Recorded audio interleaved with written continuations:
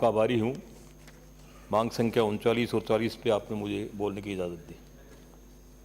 सभापति महोदय, 1974 में संविधान संशोधन का उद्देश्य यह था कि हमारी नगरीय निकाय जो है उनको संवैधानिक दर्जा मिले और वो आत्मनिर्भर होकर के अपने करारोपण का अपनी खुद की व्यवस्था लागू कर सके। उनका मुख्य स्रोत जो था वो था चुंगी। कालांतर में चुंगी समाप्त हुई और एक सिस्टम डेवलप हुआ कि चुंगी का पुनर्भरण किया गया।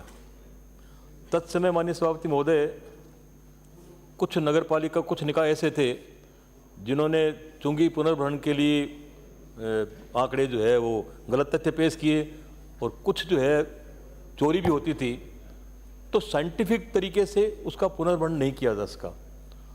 और उसी का कारण है कि आज बहुत सी नगर निकायें अपने कार्यरत जो कर्मचारी हैं उनको सैलरी भी प्रॉपर दे नहीं पाती। तो मेरा विशेष रूप से माननीय मंत्री महोदय से आपके माध्यम से निवेदन है कि ये जो पुनर्भरण का जो तरीका जो है इसको एक बार दोबारा जो है मूल्यांकन इसका किया जाए, दोबारा इसको रिवेलुएट करें और सही मायने में जो सैलरी लग रही है एक बार उस पुनर्भरण तक पहुंचा दे, उसके बाद में जो है अपना सिस्टम चलता रहेगा।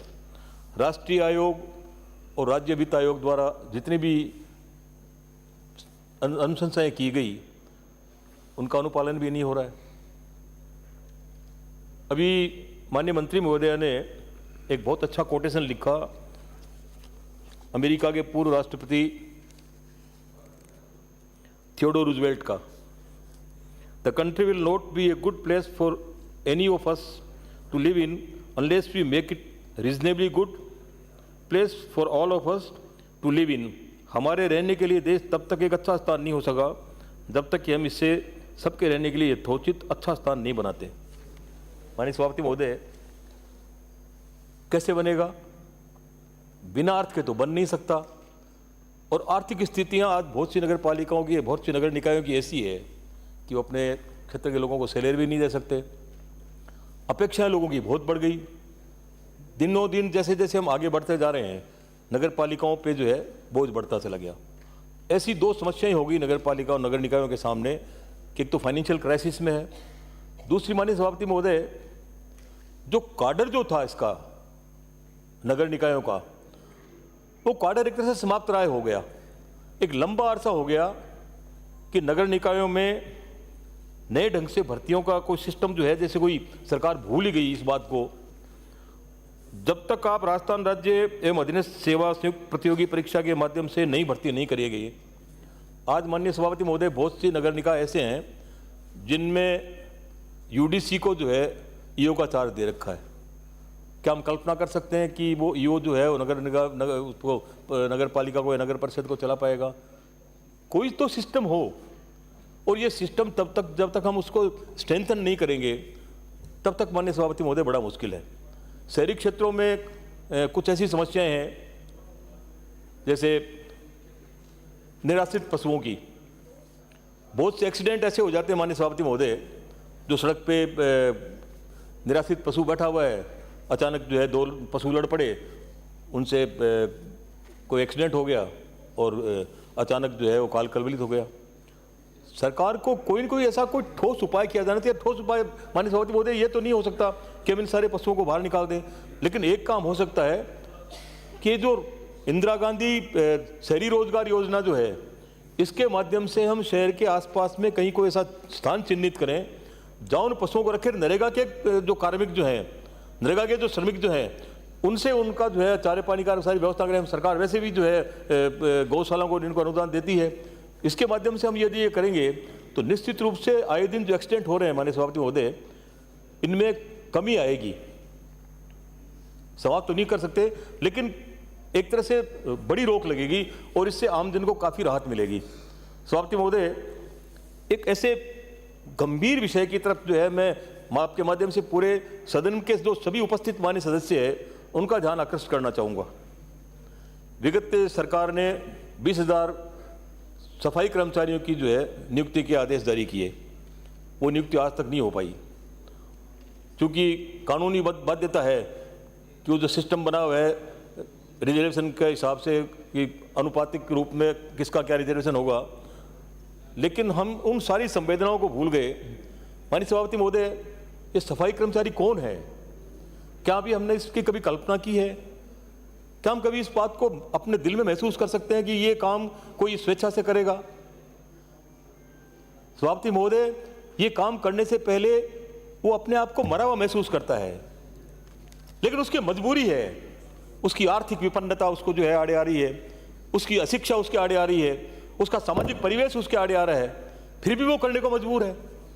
आज हम उस दलित ऐसी स्थिति में रहने वाले लोगों के उस रोजगार पे भी और एक कानून का डर दिखा करके हम उस पर जो है कब्जा करना चाहते हैं। माननीय सभापति महोदय, विगत वर्षों में जो भर्तियां हुई है, उन भर्तियों को आप एक बार देखें उसको, कि वाल्मीकि समाज के अलावा जो लोग उसमें भर्ती हुए हैं उनकी एजुकेशन क्या है।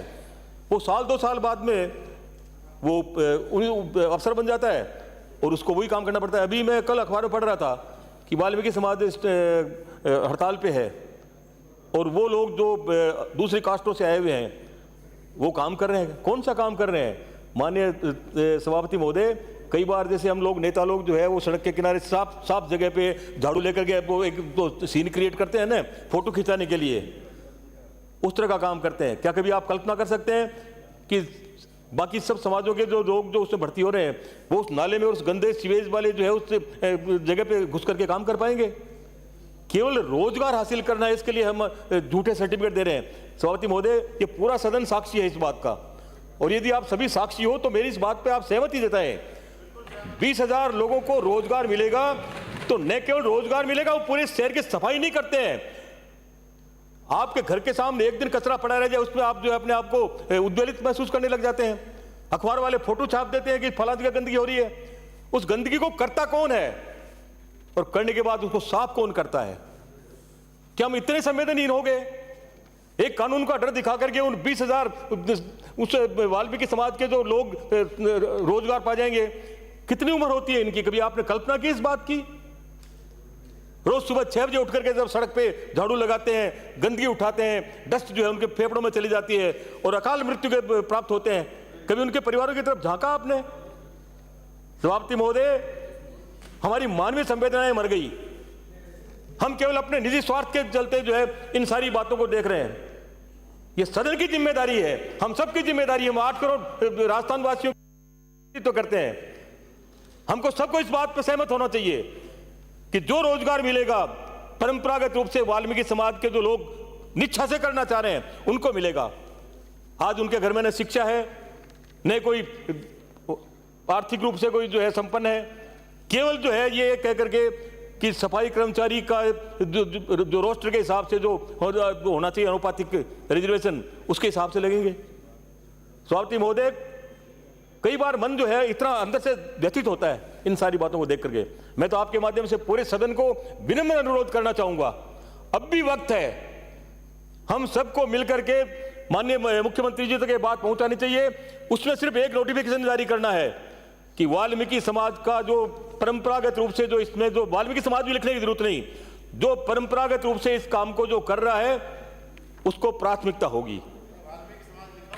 केवल झूठ और पाखंड और अपना जो है वो करके और हम उसमें नौकरी पा जाते हैं, उसके बाद में हम जो अफसर बन करके बैठ जाते हैं और सड़क पे हम झाड़ू लगाने नहीं जाते। सफाई कैसे होगी? माननीय सभापति महोदय, सफाई नहीं होती है, और सफाई नहीं होने का मेन कारण यही है कि वाल्मीकि समाज की आयु कम होती जा रही है, वो संख्या कम होती जा रही है, जो नई भर्तियां हो रही है वो समाज के लोग नहीं आ रहे हैं। सफाई करेगा कौन? हम सब जानते हैं, लेकिन उस आदमी की तरह से कबूतर की तरह आंख बंद करके बैठे हुए हैं कि मुझे तो जो है वो बाज देख नहीं रहा है। बाज देख रहा है और बाज खा भी जाएगा, और ये वक्त आ रहा है। और मैं सभापति महोदय में पूरे सदन में एक बात बहुत पीड़ा से कहता हूं, जिस दिन वाल्मीकि समाज ने तय कर लिया 10 दिन के लिए भी कि हम जो है सफाई नहीं करेंगे,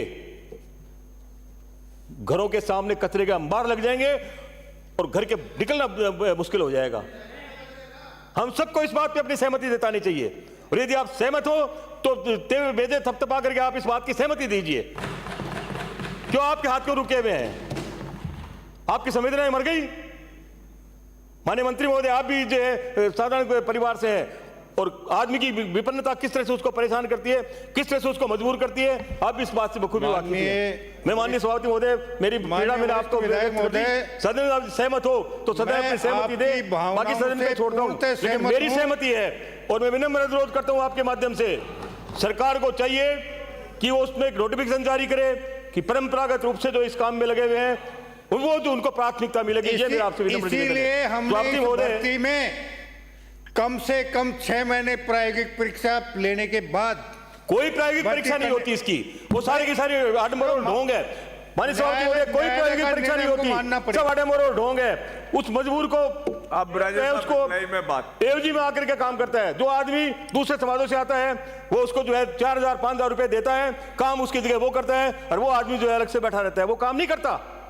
मैं देखता हूं, मैं अपनी जो है अपने तजुर्बे से कह रहा हूं और अपने लोगों को देख रहा हूं, अपने क्षेत्र में देख रहा हूं कि जो आदमी नौकरी तो पा गया वो 4,000-5,000 रुपए उस मजदूर उसको देता है, वाल्मीकि समाज के आदमी को, और वो वहां पे काम करते हैं। माननीय सभापति महोदय, मैंने अपनी मन की पीड़ा आपको व्यक्त कर दी। मैं एक छोटी सी बात और करना चाहूंगा क्योंकि वक्त की अपनी सीमा है। नगर पालिकाओं की, नगर निकायों की यदि आय का हमने कोई सोर्स नहीं तलाशा तो हमारे सामने बहुत बड़ी समस्या आ जाएगी। तो मेरा आपसे ये निवेदन है, हमारे यहाँ आय का स्रोत जो है वो है नगरीय विकास कर। उसका अपना एक सिस्टम बना हुआ है कि 1,000 गज का जो है, 100 गज का होगा, उस पर वो अपना वाणिज्य, और 300 गज का होगा उस पर आवासीय, उससे बड़े जो होंगे उन पर आवासीय कर लगेगा। लेकिन आज हमारी जो कर की जो व्यवस्था है उससे इतना बड़ा जो सिस्टम जन्म से लेकर के मृत्यु तक सबका हमारा जो है लगाव है उस नगर पालिका से और नगर निकाय से। तो मेरा एक विनम्र निवेदन है माननीय मंत्री महोदय आपसे, आप इस पर अध्ययन करवाएं। गुजरात, महाराष्ट्र, कर्नाटका ये ऐसे स्टेट हैं जहां नगरीय विकास कर नहीं है, वहां प्रॉपर्टी टैक्स है। टैक्स लगे उस मधुमक्खी की तरह से लगे जो पुष्प से केवल मकरंद लेती है, पुष्प को नुकसान नहीं पहुंचाती। इससे ज्यादा से ज्यादा लोगों की इसमें भागीदारी होगी, ज्यादा रेवेन्यू कलेक्शन होगी, क्योंकि आज जितनी जिम्मेदारियां नगर निकायों पे पड़ रही है, माननीय सभापति महोदय, ये समस्या तो आज नहीं, आने वाले वक्त में सबके सामने होगी। सीवरेज का जो है प्लांट करीब करीब सब जगह लग रहा है, और सीवरेज प्लांट के बाद में जो ट्रीटेड वाटर जो है वो भी आज एक बड़ी समस्या बनता जा रहा है हमारे सामने। उस पानी को आप कहां कंज्यूम करेंगे? काश्तकार उस पानी को ले नहीं रहा है। सीकर की मैं आपसे बात करूं माननीय सभापति महोदय, करीब 20 MLD पानी जो है आने वाले 2 साल में हो जाएगा। अब उस पानी को यदि कोई इंडस्ट्री नहीं लेगी और कोई नहीं लेगा तो उस 20 MLD पानी को हम जो है कहां स्टोर करेंगे? तो एक तो मेरा सुझाव है इसमें मैकेनाइज्ड रूप से, और इसका ट्रीटमेंट प्लांट जो हम सीवेज का जो ट्रीटमेंट प्लांट लगाएं उसमें टर्सरी ट्रीटमेंट प्लांट का जो है और प्रयोजन करें। अभी जो हम उसमें कर रहे हैं वो मात्र STP का कर रहे हैं, जिससे उसमें कई तरह की ऑर्डर होती है, कई तरह की उसमें जो है और केमिकल्स वगैरह उसमें काफ़ी रह जाते हैं। हम यदि उसको टर्सरी ट्रीटमेंट प्लांट के रूप में हम यदि करेंगे तो पानी की प्योरिटी जो है कंपेरेटिवली 80% और बढ़ जाएगी। उस पानी को हम कहीं भी कोई प्लॉट लेकर के, कोई बड़ा भूखंड लेकर के हम उसमें स्टोर करेंगे और उस पानी को काश्तकार भी जो है आराम से लेने लग जाएगा। तो ये मेरा एक सुझाव है छोटा सा, कि जो भी आपके STP वगैरह लगे या जो लग गई है जो STPयाँ, उन पे भी मेहरबानी करके ये टर्सरी ट्रीटमेंट प्लांट जो है आप यदि लगवाएंगे तो निश्चित रूप से उसका हमको फायदा मिलेगा। माननीय सभापति महोदय, शहरों में जो पुरानी जो आबादी है उसमें गलियां सकड़ी है और बिजली के तार जो सड़क बनती गई, बिजली के तार काफ़ी नीचे आ गए। अभी आपने इसमें अपने बजट में भी प्रोविजन किया है कि अंडरग्राउंड लाइन करने का, लेकिन खास तौर से उन जगहों पे जो बजट का जो प्रोविजन किया है ये तो माननीय सभापति महोदय बहुत कम है। इस पर विशेष आपको जो है बजट का प्रावधान करना पड़ेगा कि जहाँ जहाँ तार खुले हैं और सकड़ी गलियाँ हैं और रोड के अपग्रेडेशन से तार नीचे आ गए, कई बार हादसे होते हैं वहाँ पे और कई बार जो है कैजुअलिटीज भी होती है। तो ऐसी जो भी गलियां हैं उनमें मेहरबानी करके अंडरग्राउंड करवाएं आप, जिससे शहरों का जो है विकास। और दूसरा माननीय सभापति महोदय, मैं एक निवेदन करना चाहूँगा कि जिस तरह से नगरीय जो नियोजन जो है वो बड़ा बेतरतीब हो रहा है, अनियोजित तरीके से हो रहा है, तो उसके लिए मेरा एक निवेदन है कि आप जो नगर परिषदें जो है उनमें आप वरिष्ठ जो है वो नगर नियोजक लगाएं आप, क्योंकि वो जब तक पूरे उससे सिस्टम को नहीं समझेगा, नगर का नियोजन पूरे तरीके से नहीं करेगा, तो प्रॉपरली नहीं हो पाएगा। इसलिए मेरी छोटी मोटी कुछ आपको निवेदन है। और एक बार पुनः वाल्मीकि समाज की पीड़ा को मैंने अभी व्यक्त किया आपके सामने। वाल्मीकि समाज की इस पीड़ा में आपको सबको सहभी भागीदार बनना चाहिए। और जो 20,000 जो रोजगार जो देने वाले हैं आप, उसमें विशेष रूप से माननीय सभापति महोदय एक लाइन ये लिखवानी है कि परंपरागत रूप से जो इस काम में लगे हुए हैं उन्हें प्राथमिकता दी जाएगी। आप ये 6 महीने का, ये 7 महीने का जो इंटरव्यू का उसका जो कर रहे हैं, ये सारे आडंबर हैं। माननीय सभापति महोदय, इनसे काम नहीं चलेगा। आपको बहुत बहुत धन्यवाद। धन्यवाद।